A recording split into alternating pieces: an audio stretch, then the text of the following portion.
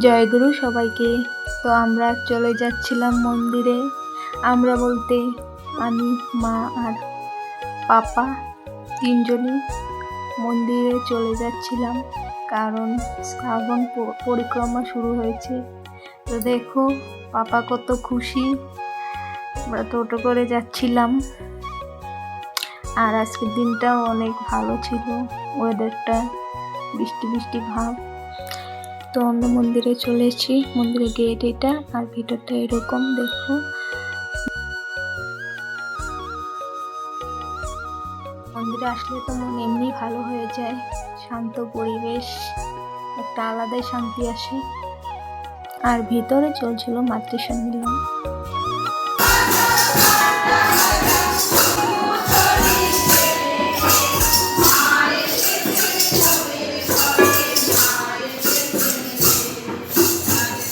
আর আমার ছেলেকে দেখো এখানে কাছে বাজাচ্ছে। তো আজ এটুকুই, সবাইকে জয় গুরু।